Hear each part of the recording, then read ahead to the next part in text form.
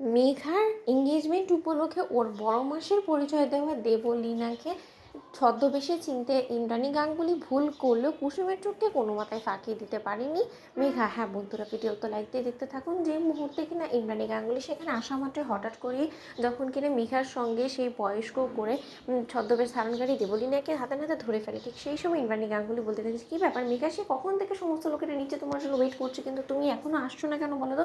তার জন্য তো রীতিমতো বাধ্য হয়ে আমাকে তোমার কাছে আসতে হলো। এবং উনি কে বলো তো? ওনাকে তো চিনতে পারলাম না, আমাদের ইনভাইট করার গেস্টদের মধ্যে তো উনি ছিল না, তাহলে উনি কে? মেঘা। ঠিক সেই মুহূর্তে যখন কিনা মেঘা এক পর্যায়ে ঘাবড়ে যায় এবং মেঘার কাছে কোনোরকম কোনো উত্তর না থাকার কারণে এক পর্যায়ে যখন কিনা হঠাৎ করেই দেবলীনা নিচে থেকে বলে বসে যে আসলে আপনি চিনবেনই বা কী করে আমাকে বলুন তো, আমি তো মেঘার বড় মাসি এবং আমি বাইরে অ্যাব্রডে থাকি এবং আমি হঠাৎ করেই যখন কিনা শুনতে পাই না যে মেঘার এঙ্গেজমেন্ট হতে চলেছে, তাই আর আমার কোনো মতেই আর তর সইল না, তার জন্য আমি ছুটতে ছুটতে চলে এলাম এবং সোজা এসে আপনাদের কারোর সঙ্গে দেখা না করে আমি রীতিমতো ওপরে মেঘার খোঁজ করতে এসে পড়েছি। আমার মেঘাকে দেখার জন্য অনেক আকুল ব্যাকুল লাগছিল। ঠিক সেই সময়ই যখন কিনা মেঘাকে ইন্দ্রাণী গাঙ্গুলি বলতে থাকে যে মেঘা, এটা কেমন কথা বলো তো, তোমার বাড়ি থেকে স্পেশাল গেস্ট এসেছে, তুমি আমাদের সঙ্গে একবার ইন্ট্রোডিউস করাবে না? অন্যদিকে মেঘা যখন বলতে থাকে যে হ্যাঁ হ্যাঁ মনি, আমি তার জন্যই তো তাকে নিয়ে নিচেই আসছিলাম, এর মধ্যে তুমি চলে এলে। ঠিক সেই সময় ইন্দ্রাণী গাঙ্গুলি বলতে থাকে যে ঠিক আছে চলো এখন আমার সঙ্গে। অন্যদিকে যখন কিনা মেঘা বলতে থাকে যে মনি তুমি যাও, আমি এক্ষুনি আসছি, ঠিক সেই সময়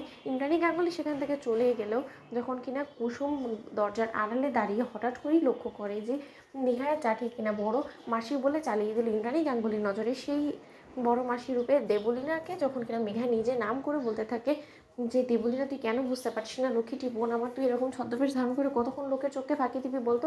আমাদের দু বোনের মূলত উদ্দেশ্যটা ঠিক কী বলতো? যে এদের উপরে প্রতিশোধ নেওয়া। ওরা যে পরিমাণে তোকে বিয়ের আসরে অপমান অপদস্থ করছে, সেই সমস্ত কিছুর সুদে আসলে রীতিমতো প্রতিশোধ তুলে ধরা, তাই তো? তাহলে এই সমস্ত কিছুই তো করার লক্ষ্যে আমি এগোচ্ছি। তুই কি মনে করছিস যে আমি আয়ুষ্মানকে ভালোবেসে ফেলেছি? কোনোভাবেই না। ওই মাম্মাস বয়কে আমি কী করে ভালোবাসতে পারি বলতো? এবং তুই কি মনে করছিস যে আমি এই সমস্ত রাজা রাজত্ব সাম্রাজ্য সমস্ত কিছু পেয়ে আমি আমার বোনকে ভুলে যাবো? আমি কী করে সেই দিনগুলোর কথা ভুলে যাবো যেদিন কিনা আমার বোনের গায়ে হাত তুলেছিল এই পাষণ্ডরা, যারা কিনা আমার বোনকে নির্দোষ হওয়া শর্ত এরকম নির্যাতনের শিকার করেছে।